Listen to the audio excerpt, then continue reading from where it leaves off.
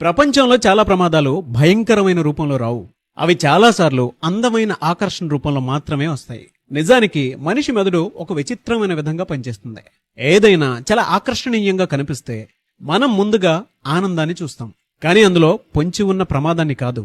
ఈ నిజాన్ని చాలా అందంగా చెప్పే ఒక చిన్న కథ రూపంలో చూద్దాం. హలో ఆల్, నేను మీ Sumanti Vinayak. Welcome to Vedic millionaire code.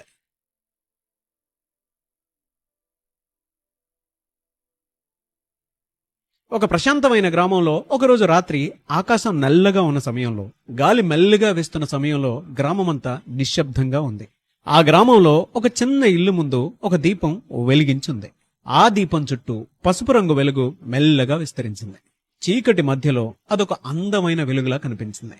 ఆ వెలుగును దూరంగా ఎగురుతున్న ఒక చిన్న పురుగు చూసింది. అప్పుడే పురుగు మనసులో ఒక ఆలోచన వచ్చింది. ఎంత అందమైన వెలుగు, ఎంత ప్రకాశం నేను ఎప్పుడూ చూడలేదు.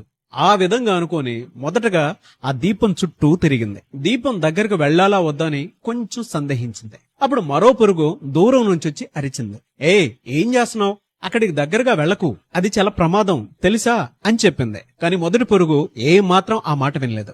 ఎందుకంటే ఆ వెలుగు దాన్ని చాలా బలంగా ఆకర్షిస్తోంది. అప్పుడు అది కొంచెం దగ్గరకు వెళ్ళింది. ఇప్పుడు వెలుగు ఇంకా అందంగా కనిపించింది. దీపం చుట్టూ ఉన్న వేడి దాని శరీరానికి తాకింది. శరీరానికి తాకిన వెంటనే చాలా వెచ్చగా బాగున్నట్టు అనిపించింది. అప్పుడు పురుగు మళ్ళీ ఈ విధంగా అనుకుంది, ఇంకొంచెం దగ్గరికి వెళ్తే ఏమవుతుంది? అలా అనుకొని మళ్ళీ దగ్గరకు వెళ్ళింది. ఇప్పుడు అది వెలుగు చుట్టూ గిరగిరా తిరుగుతుంది. ఆ సమయంలో ఆనందంతో ఈ విధంగా అనుకుంది, ఈ వెలుగు నాకు చాలా నచ్చింది, దీనిని ఒకసారి తాకితే ఇంకా ఆనందం రెట్టింపు అవుతుందేమో అన్న భావనతో చివరిసారి ఒక వేగంతో దీపం వైపుకి ఎగిరింది. ఒక్క క్షణం ఆ దీపం మంట దాని రెక్కలను తాకింది.